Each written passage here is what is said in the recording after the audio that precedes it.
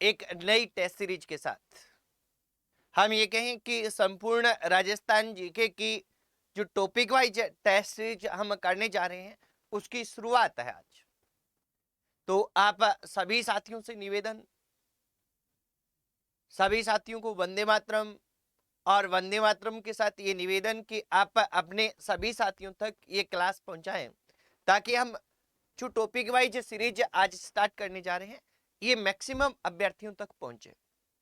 राजस्थान की कोई भी प्रतियोगी परीक्षा है, चाहे वो असिस्टेंट प्रोफेसर हो, आरएएस हो, कोई भी शिक्षक भर्ती हो, वीडियो, प्रयोगशाला सहायक, वन रक्षक, वनपाल, राजस्थान पुलिस, कोई भी किसी प्रकार की भर्ती है जिसमें क्या है कि राजस्थान जी के आता हो, प्रयोगशाला सहायक, उन सभी के लिए ये अत्यंत महत्वपूर्ण क्वेश्चन की सीरीज व्याख्या सहित हम करेंगे।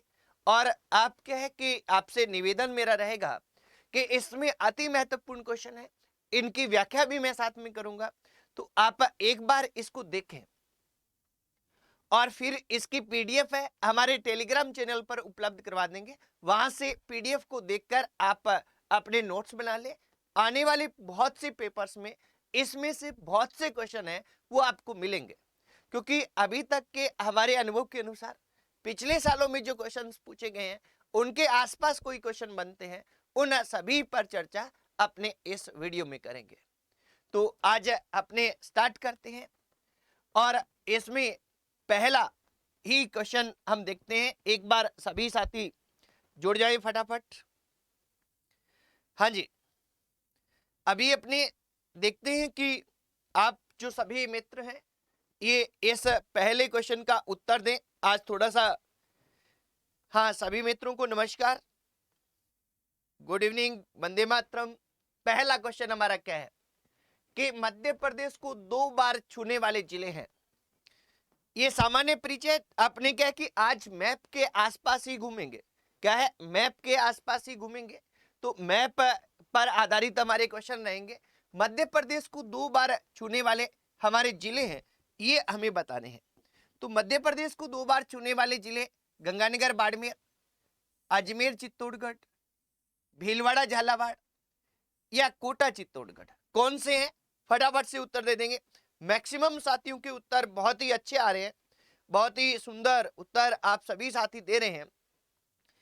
अनीता कुमारी, शहनाज, तृप्ता, अंग्रेज सिंह, मुकेश, कविता समेस्टा, संध्या कोठारी, मुकेश परियार, तृप्ता घोषाल। हाँ जी, सभी मित्रों के उत्तर हैं अल्लादिता, राहुल शर्मा, अमनप्रीत, मनोज, मनीष, राहुल, सभी के उत्तर है बहुत अच्छे आ रहे हैं। अब देखो इसमें हमारा उत्तर क्या रहेगा कि मध्य प्रदेश को 2 बार छूने वाले हमारे जिले कौन से हैं? कोटा व चित्तौड़गढ़। उत्तर तो ये रहेगा। यानी जैसे हम कह के देखते हैं कि कोटा एक बार इस साइड से और एक बार इस साइड से हमारे मध्य प्रदेश को छूता है, और चित्तौड़गढ़ के 2 टुकड़े हैं वो अलग अलग छूते हैं। इसी तरह से गंगानगर और हनुमानगढ़ ये हमारे 2 जिले हैं जो अंतरराष्ट्रीय व अंतर्राज्यीय, बिल्कुल बेसिक बात करेंगे हम, अंतरराष्ट्रीय व अंतर्राज्यीय दोनों प्रकार की सीमा का निर्माण करते हैं। अंतर्राज्यीय दोनों प्रकार की सीमा है, ये दोनों जिले बनाते हैं। अपने को ध्यान रखना है इन दोनों जिलों का, ठीक है। चित्तौड़गढ़ व जो अजमेर है ये 2 टुकड़ों में विभाजित राजस्थान के जिले 2 टुकड़ों में विभाजित हैं, यानी एक मुख्य भूमि के अलावा कहीं और दूसरा भाग भी है।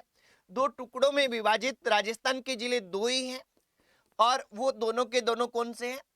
अजमेर और चित्तौड़गढ़ है। भीलवाड़ा और झालावाड़, इसमें हमें ध्यान रखना है कि भीलवाड़ा है ये हमारा क्या करता है, ये हमारा न्यूनतम अंतर्राज्यीय सीमा, सॉरी, न्यूनतम स्थलीय सीमा बनाता है। न्यूनतम स्थलीय सीमा बनाने वाला राजस्थान का जिला कौन सा है? न्यूनतम स्थलीय सीमा बनाने वाला भीलवाड़ा है। और ये भीलवाड़ा क्या करता है, टोटल 16 किलोमीटर सीमा है ये मध्य प्रदेश के साथ बनाता है। सबसे कम स्थलीय सीमा बनाने वाला राजस्थान का जिला है। देखिए एक तो ध्यान रखना है कि राजस्थान में 8 जिले ऐसे हैं जो किसी प्रकार की कोई सीमा नहीं बनाते। क्या नहीं करते? राजस्थान के 8 जिले ऐसे हैं जो किसी प्रकार की कोई सीमा नहीं बनाते, उनको क्या कहते हैं? उनको कहते हैं आंतरिक जिले। पहले तो ये कि इनकी सीमाएं शून्य है। आंतरिक जिले हमारे कौन से हैं? आंतरिक जिले हैं हमारे 8 जो न तो अंतरराष्ट्रीय सीमा बनाते और न ही अंतर्राज्यीय सीमा बनाते। और ये कौन से है? ये जोधपुर है, नागौर है, नागौर के बाद में अजमेर है, अजमेर के बाद में पाली है, पाली के बाद राजसमंद है, राजसमंद के बाद बूंदी है, बूंदी के बाद टोंक है, और टोंक के बाद जो 8वां और अंतिम है दौसा। ये हमारे 8 जिले ऐसे हैं जो अंतर्राज्यीय अथवा अंतरराष्ट्रीय किसी प्रकार की सीमा का नहीं निर्माण करते। यहां देखिए साथियों, अपने को यहां मैं एक चीज मैं आपको बताना चाहूंगा कि यहां आप थोड़ा सा गौर कीजिएगा कि ये स्थलीय सीमा की हम बात कर रहे हैं। जब कभी भी अपने आ जाए कि न्यूनतम अंतर्राज्यीय सीमा कौन सा जिला बनाता है, क्या आ जाए? न्यूनतम अंतर्राज्यीय सीमा। तो ये ध्यान रखना है कि न्यूनतम अंतर्राज्यीय सीमा बनाने वाला जिला हमारा है बाड़मेर। न्यूनतम अंतर्राज्यीय सीमा तो बाड़मेर बनाता है कितनी? 14 किलोमीटर। किसके साथ? गुजरात के साथ। जबकि न्यूनतम स्थलीय सीमा है भीलवाड़ा की, क्योंकि स्थलीय सीमा में बाड़मेर क्या है? बाड़मेर अंतरराष्ट्रीय सीमा भी बनाता है 228। स्थलीय सीमा तो बाड़मेर की 242 किलोमीटर हो जाती है, पर अंतर्राज्यीय सीमा न्यूनतम 14 किलोमीटर बनाता है। स्थलीय सीमा आएगी तब भीलवाड़ा ही आएगा, क्योंकि भीलवाड़ा मध्य प्रदेश के साथ है। और झालावाड़ है, ये झालावाड़ अधिकतम अंतर्राज्यीय सीमा बनाता है। अधिकतम अंतर्राज्यीय सीमा बनाने वाला जिला कौन सा है?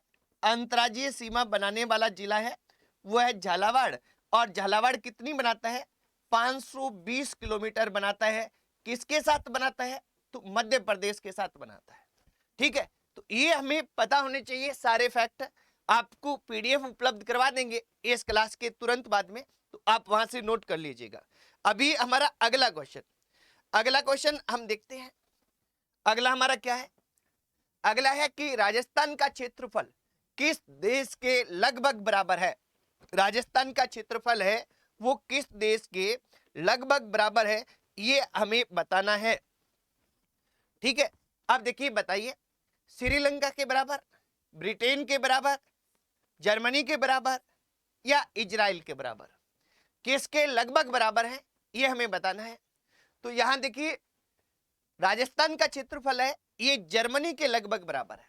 देखिए जैसे अपने को पता है कि राजस्थान का क्षेत्रफल कितना है?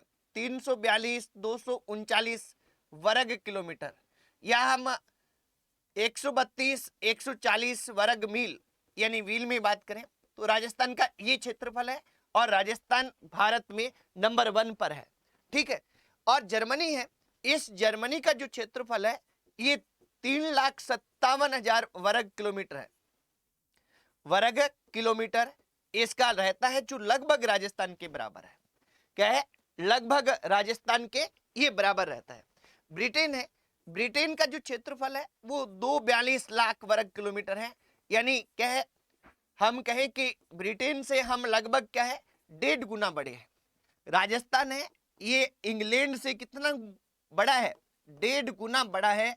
राजस्थान बड़ा है, ये ध्यान रखना है, इंग्लैंड नहीं है। ठीक है, इसी तरह से श्रीलंका की बात करें तो श्रीलंका का क्षेत्रफल है ये लगभग 65,000 वर्ग किलोमीटर के आसपास है। 65,000 लगभग वर्ग किलोमीटर है, 65,000 कुछ है, ये इतना रहता है। और इससे हम 5 गुना बड़े हैं, 5 गुना बड़े हैं, यानी राजस्थान में हम 5 श्रीलंका बना सकते हैं। और यहाँ ध्यान रखिए कि जो इजराइल है, इजराइल का लगभग 22,000 वर्ग किलोमीटर है इसका क्षेत्रफल है। और इजराइल से हम कहें लगभग 16 गुने, ये ध्यान रखेंगे, यहां अपने को ध्यान रखना है कि इजराइल से लगभग 16 गुना हम बड़े हैं। हालांकि आपको गाइड में मुख्यतः दिया होगा, वो क्या दिया होगा? 17 गुना दिया होगा। इसका क्या है कि एग्जैक्ट इजराइल है, इसका 22,165 के आसपास वर्ग किलोमीटर क्षेत्रफल है, तो ये 22,000 के लगभग है। तो इससे हम 16 गुना बड़े हैं, उससे 5 गुना, उससे 1.5 गुना, जर्मनी के लगभग बराबर है। जर्मनी हमारे से थोड़ा सा बड़ा है। एक और ध्यान रखिएगा, एक बार पूछा गया था जापान, तो ध्यान रखेंगे जापान के लगभग थोड़ा सा हमारे से बड़ा है, यानी जापान का 3,77,000 वर्ग किलोमीटर क्षेत्रफल है। तो जापान भी लगभग ये आप बराबर की स्थिति में कह सकते हैं अपने राजस्थान के। तो ये ध्यान रखिएगा क्षेत्रफल में, ठीक है। इसके बाद में हाँ जी, सभी साथियों के उत्तर आ रहे हैं, बहुत अच्छे उत्तर आप सभी दे रहे हैं। इसके बाद नेक्स्ट अगला क्वेश्चन, राजस्थान की स्थलीय सीमा पर स्थित जिलों की संख्या कितनी है? राजस्थान की कौन सी सीमा, स्थलीय सीमा पर स्थित जिलों की संख्या कितनी है? 27, 25, 23, 33 कितनी है ये हमें बताना है। हाँ जी, योगेश योगी साहब कह रहे हैं 33, सेठी जी सोलंकी 33, 25, 25, 25। हाँ जी, काफी साथियों के बहुत ज्यादा उत्तर आ रहे हैं, बहुत ही अच्छे उत्तर आप साथी, ज्यादातर साथी दे रहे हैं कि राजस्थान की स्थलीय सीमा पर स्थित जिले। अब देखिए यहां आपने तो देखिए कि अंतरराष्ट्रीय सीमा हमारे कितने जिले बनाते हैं, अंतरराष्ट्रीय सीमा है ये हमारे कितने जिले बनाते हैं? तो अंतरराष्ट्रीय सीमा है ये हमारे जिले बनाते हैं 4, ठीक है। अंतर्राज्यीय सीमा हमारे कितने जिले बनाते हैं? जैसा हम सभी को पता होता है कि अंतर्राज्यीय सीमा पर हमारे जिले कितने हैं? 23, ठीक है। टोटल कितने हो गए? 27, पर 27 में से अपने को ध्यान रखना है कि 2 कॉमन है, यानी बाड़मेर व गंगानगर। हमने देखा था कि ये दोनों प्रकार की सीमा बनाते हैं। क्या करते हैं? दोनों प्रकार की सीमा बनाते हैं, यानी अंतरराष्ट्रीय भी बनाते हैं, उनको इनमें भी गिना गया है और इनमें भी गिना गया है। तो -2 कर देंगे तो कितने आ जाएंगे अपने? 25 है जो स्थलीय सीमा पर स्थित जिले हैं। तो हमारा उत्तर क्या रहेगा? 25। अब क्या है कि 25 तो स्थलीय सीमा यानी अंतरराष्ट्रीय, अंतरराष्ट्रीय प्लस अंतरराज्यीय दोनों प्रकार की सीमा बनाते हैं। ये दोनों प्रकार की सीमा ये बनाते हैं। अब आगे क्या है कि 23 क्या रहेंगे? 23 हमारी केवल अंतरराज्यीय सीमा बनाने वाले जिले हैं। क्या है? 23 केवल अंतरराज्यीय सीमा बनाने वाले जिले हैं और 4 हमारे क्या है? अंतरराष्ट्रीय सीमा बनाने वाले जिले हैं। और हमने अभी देखा पिछले क्वेश्चन में कि हमारे 8 जिले ऐसे हैं जो क्या करते हैं? जो किसी प्रकार की कोई सीमा नहीं बनाते, यानी क्या है? आंतरिक जिले हैं और इनके नाम मैंने आपको बता दिए हैं, आप एक बार पुनः याद कर सकते हैं। तो आप थोड़ा स्मरण करके देखिए, याददाश्त को अपने आगे बढ़ाइए। हाँ जी, सभी साथियों के उत्तर है, ज्यादातर साथियों के क्या है 90% साथी है वो सही उत्तर दे रहे हैं। इसके बाद में हम अगले क्वेश्चन की ओर बढ़ते हैं। अब देखिए साथियों, कल आपको राजस्थान की स्थिति व विस्तार पढ़ के आना है। राजस्थान की स्थिति और विस्तार से संबंधित कल हमारे क्वेश्चन रहेंगे, ठीक है। इसके बाद में अगला हमारा, एकीकरण पूर्ण होने के समय राजस्थान का सबसे छोटा जिला कौन सा था? एकीकरण पूर्ण होने के समय राजस्थान का एकीकरण कब पूर्ण होता है? राजस्थान का एकीकरण पूर्ण होता है वो 1 नवंबर 1956 को होता है। तो बात कब की हो रही है? 1 नवंबर 1956 की हो रही है। सबसे छोटा जिला कौन सा था? सबसे छोटा जिला दौसा, सिरोही, धौलपुर और डूंगरपुर। पहले तो साथियों एक बड़ा बड़ा हमें अनुमान होना चाहिए कि 1 नवंबर 1956 को हमारे क्या है कि दौसा जिला ही नहीं था। दौसा कब बनता है? दौसा बनता है वो 10 अप्रैल 1991 को बनता है, ये जिला नहीं है इस समय। धौलपुर जिला नहीं था, धौलपुर कब बनता है? ये 15 अप्रैल 1982 को बनता है, ठीक है। तो ये 2 ऑप्शन तो पहले ही कट हो गए। अब रह गए सिरोही और डूंगरपुर। तो यहां सबसे छोटा जिला क्या था? सबसे छोटा जिला डूंगरपुर था जिसका 3,770 वर्ग किलोमीटर क्षेत्रफल है। सिरोही है, इसका क्षेत्रफल है 5,197 वर्ग किलोमीटर। और अपने को जैसे पता है कि जिले बनने के बाद दौसा का जो क्षेत्रफल है ये है 3,432 वर्ग किलोमीटर दौसा का। और जो धौलपुर है ये हमारा सबसे छोटा जिला है, 3,034 वर्ग किलोमीटर। तो अभी की स्थिति देखें तो अभी हमारा सबसे छोटा जिला कौन सा है? धौलपुर है। वर्तमान में सबसे छोटा जिला कौन सा है, ये एकीकरण का पूछ रहे थे हम, ये है हमारा धौलपुर, कितना 3034 वर्ग किलोमीटर। दूसरा सबसे छोटा जिला कौन सा है, दौसा, और दौसा का क्षेत्रफल कितना है 3432 वर्ग किलोमीटर। और तीसरा कौन सा है, तीसरा हमारा सबसे छोटा अभी की स्थिति में, आज की स्थिति में डूंगरपुर है, 3770 वर्ग किलोमीटर इसका क्षेत्रफल है। तो ये तीन सबसे छोटे जिले हैं, ये हमें ध्यान रखने थे साथियों।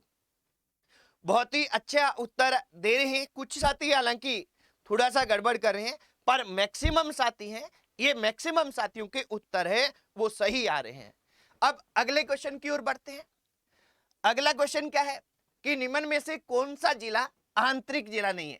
अब देखो इसका उत्तर तो मैंने बता ही दिया आपको, क्या है, आंतरिक जिले मैंने 8 बता दिए। नागौर आंतरिक जिला है या नहीं है, है, हमने देखा है। बूंदी है कि नहीं है, है।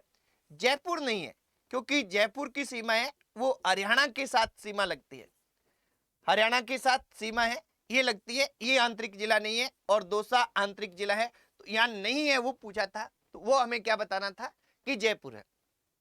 एक बार रिवीजन कर लीजिए कि आंतरिक जिले कौन से होते हैं। आंतरिक जिले वे जिले हैं जो किसी प्रकार की न तो अंतरराष्ट्रीय सीमा बनाते हैं और न ही अंतर्राज्यीय सीमा बनाते हैं।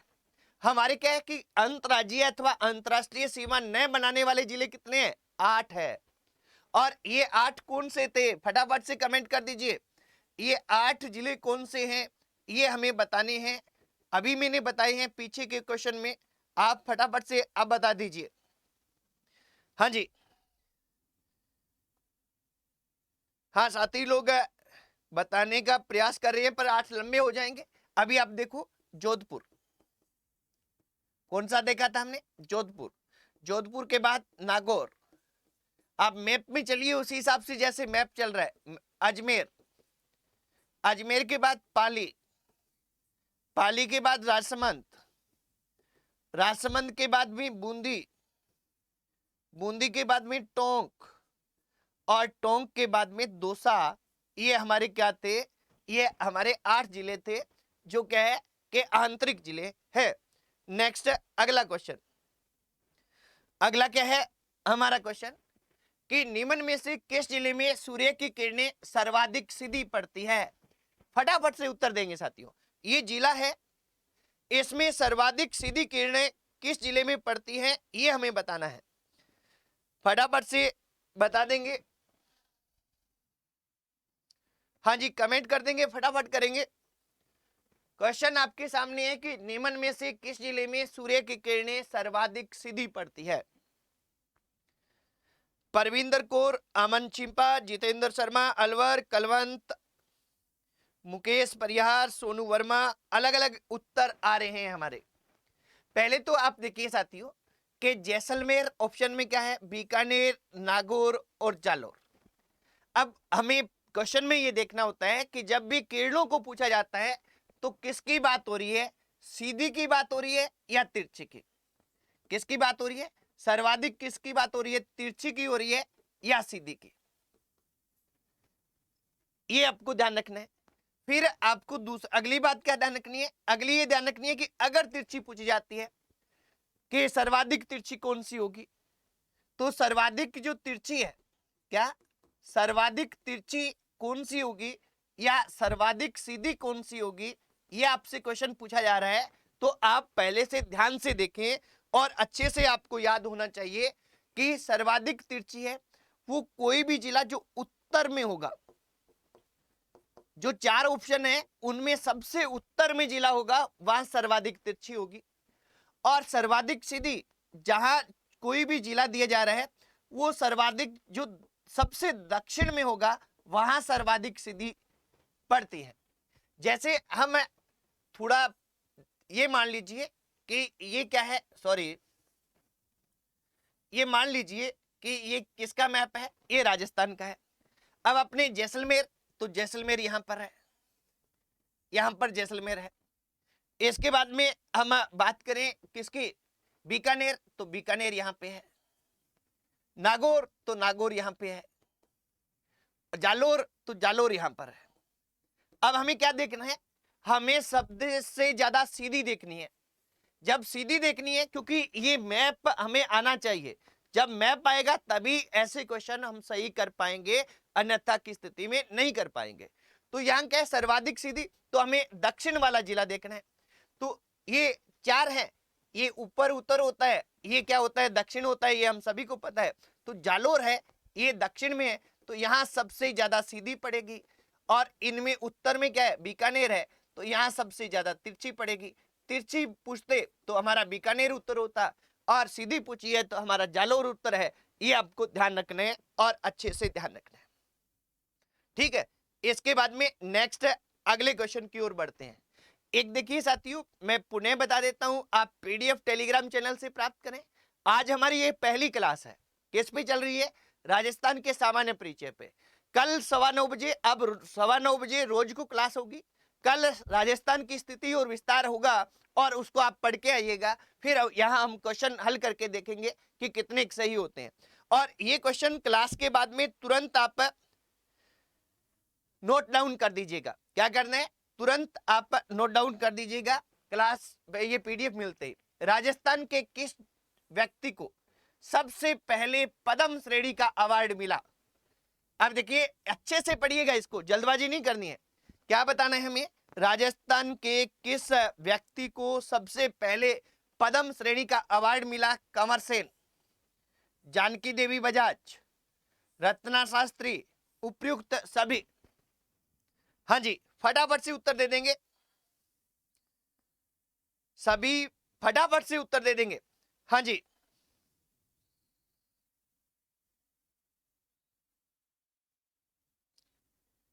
ए सी 4 नंबर, 4 2 3 4। अब देखिए इस पे थोड़ा सोचना है आपको। सीमा गोटवाल, लोकेश जाट, योगेश, रूपा, रजनी, कलवंत, निशा, एसएस के। हाँ जी, हाँ साथियों, देखिए एसएस के साहब कह रहे हैं कि सभी शेयर करें। एक बार सभी शेयर जरूर कर दें इस क्लास को। चैनल को सब्सक्राइब नहीं किया, कर लें, क्योंकि अब रेगुलर हमारी क्लास आने वाली है, बहुत ही आपके लिए फायदेमंद रहने वाली है, और अपने उन साथियों के लिए भी फायदेमंद रहेगी जो नियमित क्लास लगाएंगे। तो कल अपना स्थितियों विस्तार पे हमें आगे बढ़ना है, और इसमें क्या है कि इसका उत्तर जानना है, अच्छे से जानना है, क्योंकि ज्यादातर साथी है वो उत्तर है वो गलत दे रहे हैं। ये सोनू जगह पूछ रही है कि सर न्यू एडिशन कब तक आएगी आपकी बुक। देखिए राजस्थान इतिहास एवं कला संस्कृति की जो आरएस प्री की बुक आई हुई है, वो अभी न्यू एडिशन फिलहाल नहीं आएगा, उसका एडिशन आएगा, पर उस टाइम में आएगा जब क्या है कि एग्जाम की संभावना बनेगी। अभी तो स्कूल व्याख्याता इतिहास की जो बुक है वो अगले महीने तक आ जाएगी, ठीक है। अब देखो इसमें इसका उत्तर सबसे पहले मैं बता देता हूं कि उपयुक्त सभी होगा। सबसे पहले तो ये जानिए कि इसका उत्तर क्या होगा, उपयुक्त सभी, ठीक है। इसके बाद में आप ये जानिए कि कंवर सेन कौन थे। कंवर सेन है, ये बीकानेर राज्य के इंजीनियर थे, बीकानेर राज्य के इंजीनियर हैं कंवर सेन, ये थे, ठीक है। इन्होंने 1948 में एक लेख लिखा था जिसका शीर्षक था बीकानेर राज्य को पानी की आवश्यकता। बीकानेर राज्य को पानी की आवश्यकता, ये इन्होंने क्या किया था, ये इन्होंने लेख लिखा था, ठीक है। और इसी लेख के आधार पर इन्होंने क्या किया था, आगे आगे यहां क्या है कि इंदिरा गांधी नहर इन्हीं की योजना पे बनी थी। तो आईजीएनपी, इंदिरा गांधी नहर परियोजना का जनक किसको कहते हैं, ये कंवर सेन को कहा जाता है। और इसके लिए इन्हें क्या है 1956 में पद्म भूषण अवार्ड मिला। कौन सा अवार्ड मिला है, पद्म भूषण अवार्ड है, ये 1956 में मिला। और पद्म भूषण अवार्ड प्राप्त करने वाले ये राजस्थान के पहले व्यक्ति थे। राजस्थान के, क्योंकि राजस्थान जीके देख रहे हैं, तो राजस्थान के पहले व्यक्ति थे कौन, कंवर सेन। कौन सा अवार्ड प्राप्त करने वाले, पद्म भूषण अवार्ड प्राप्त करने वाले, इतना तो आप ध्यान रखिएगा। दूसरे कौन है? जानकी देवी बजाज। ये हमारे प्रसिद्ध स्वतंत्रता सेनानी जमनालाल बजाज, जिन्होंने अपनी सारी संपत्ति भारतीय स्वतंत्रता आंदोलन में दान कर दी थी, जिनको भारतीय स्वतंत्रता आंदोलन का भामाशाह कहा जाता है, जिन्हें गांधी जी के पांचवें पुत्र कहते हैं और जो खुद को गुलाम नंबर 4 कहते थे और राजस्थान के सीकर जिले के रहने वाले थे, जमनालाल बजाज। उनकी पत्नी है कौन? जानकी देवी बजाज। जानकी देवी बजाज ने जयपुर रियासत में जब पानी की कमी आई, जानकी देवी बजाज मूलतः कहां की थी? मूलतः मध्य प्रदेश की थी, पर जमनालाल बजाज के साथ इनका विवाह हो गया था तो ये फिर राजस्थान की होगी। तो जयपुर रियासत में जब पानी की कमी आई तो इन्होंने 108 कुएं खुदवाए, 108 कुएं हैं खुदवाए हैं। इनके अलावा भी ये जमनालाल बजाज के साथ स्वतंत्रता आंदोलन में कंधे से कंधा मिलाकर चलती थी। और अपने को यह ध्यान रखना है कि इन्हें 1956 में क्या दिया गया? 1956 में पद्म विभूषण अवार्ड दिया गया। कौन सा अवार्ड मिला है? पद्म विभूषण अवार्ड मिला है 1956 में। और ये राजस्थान की पहली व्यक्ति थी, या कहते हैं पहली महिला थी जिसको ये अवार्ड मिला। राजस्थान की पहली व्यक्ति मतलब महिला पुरुष दोनों में पहली, तो पहली व्यक्ति है जिसको ये अवार्ड मिला है, जमनालाल बजाज की पत्नी है। रत्ना शास्त्री। अब रत्ना शास्त्री के बारे में कि रत्ना शास्त्री है, ये कौन थी? रत्ना शास्त्री हमारे पहले मुख्यमंत्री, हमारे पहले सीएम, पहले मुख्यमंत्री हीरालाल शास्त्री की पत्नी थी। कौन थी? हीरालाल शास्त्री की पत्नी थी। और हीरालाल शास्त्री के साथ मिलकर इन्होंने क्या किया था? वनस्थली विद्यापीठ की स्थापना की। अब देखिए यहां अपने को ध्यान रखना है साथियों कि वनस्थली जो विद्यापीठ है इसकी संस्थापिका कौन है? ये अपने पति के साथ रत्ना शास्त्री है। यहां एक चीज और गौर कीजिएगा कि रत्ना शास्त्री और हीरालाल शास्त्री की बेटी थी जिसका नाम था फूल। और इस फूल बेटी को ये क्या है कि यहाँ टोंक में रहते थे और हीरालाल शास्त्री कुछ अन्य बच्चियों को 5-7 को पढ़ाते थे, साथ में अपनी बच्ची को पढ़ाते थे और उनका एक सपना था कि मैं बालिकाओं के लिए कुछ करूं।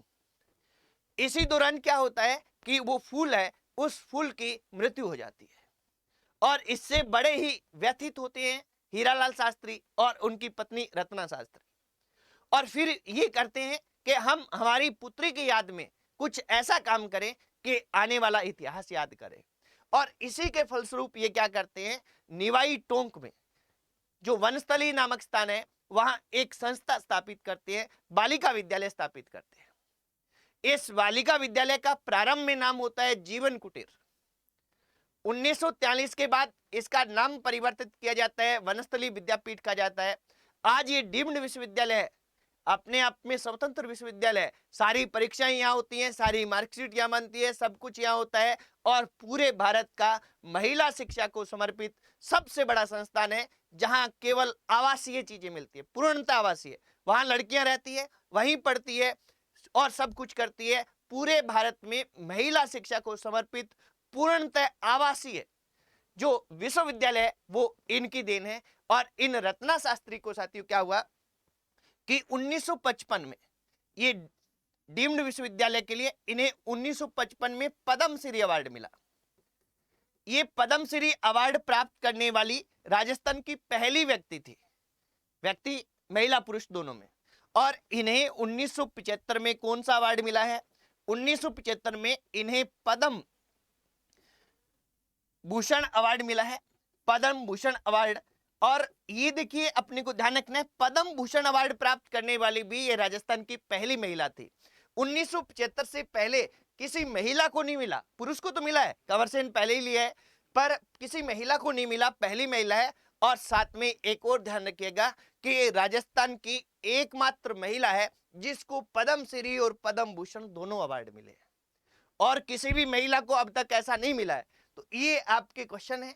यहाँ क्या कि हमने क्या पढ़ा कि अब देखिए जल्दबाजी में क्या करते हैं स्टूडेंट कि सबसे पहले कौन सा अवार्ड? पद्म श्रेणी। अब हमने याद नहीं लिखा कि पद्म श्री मिला, पद्म भूषण मिला, पद्म विभूषण मिला। पद्म श्रेणी के कितने अवार्ड है? पद्म श्रेणी के अवार्ड हैं वो 3 है। नंबर 1 पद्म विभूषण सबसे ऊपर की श्रेणी में रहता है। नंबर 2 पद्म भूषण, ये 2 नंबर पे रहता है। और 3 पद्म श्री। अब देखिए यहां अपने को ध्यान होना चाहिए कि भारत में सबसे बड़ा नागरिक सम्मान भारत रत्न दिया जाता है, और भारत रत्न के बाद में किसी भी नागरिक के लिए बड़े सम्मान होते हैं, ये पद्म श्रेणी के अवार्ड होते हैं। तो ये रहते हैं, आप इनको अच्छी तरह से ध्यान रखिएगा। ठीक है साथियों, इसके बाद में अपने आगे देखते हैं। आगे का क्वेश्चन, ये राजस्थान का जनसंख्या की दृष्टि से, राजस्थान का जनसंख्या की दृष्टि से भारत में कौन सा स्थान है, ये बता देंगे आप, फटाफट से बता देंगे। पहला, दूसरा, 7वां, 8वां। हाँ जी, राजस्थान का जनसंख्या की दृष्टि से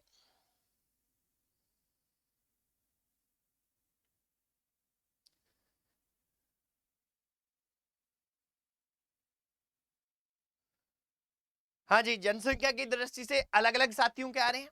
तो यहाँ क्या है, जनसंख्या की दृष्टि से राजस्थान का 7वां स्थान है।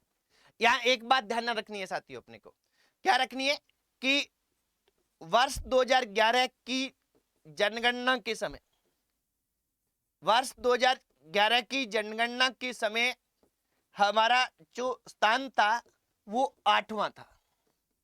ठीक है, 2 जून 2014, 2 जून 2014 को क्या है कि आंध्र प्रदेश से तेलंगाना अलग हुआ, तेलंगाना नया राज्य बना। नया राज्य बनने के बाद हमारा स्थान कौन सा हो गया, 7वां हो गया। तो अभी 2 जून 2014 के बाद अब कौन सा है, 7वां। 2011 में जब जनगणना हुई थी तब कौन सा था, 8वां था। ये अपने को एक तो ध्यान रखना है। दूसरा ये ध्यान रखना है कि हमारा राजस्थान का भारत में क्षेत्रफल की दृष्टि से कौन सा स्थान है, क्षेत्रफल की दृष्टि से हमारा पहला स्थान है। ये आप ध्यान रख लेंगे। ये हमको पता ही है, 1 नवंबर 2000 को मध्य प्रदेश से छत्तीसगढ़ अलग होने के बाद हम नंबर 1 पे आए थे, और ये नंबर 1 हमारा बरकरार है। उससे पहले हम दूसरे स्थान पे थे, मध्य प्रदेश है वो सबसे बड़ा था। ये अपने को ध्यान रख लेना है, इस पे हमें गौर करना है। अब देखिए साथियों, एक बात मैं आपसे करूंगा कि आप एक तो नियमित डेली क्लास लगाएं, शाम को 9:15 बजे। हम अच्छे क्वेश्चन लेके आएंगे, प्रत्येक टॉपिक के लेके आएंगे, और सारे आपके क्लियर हों, और इनके आप अच्छी तरह से नोट्स बना लें। अभी इसके क्लास के बाद भी 5 मिनट बाद में हमारे टेलीग्राम चैनल पर ये पूरी PDF आपको अवेलेबल हो जाएगी।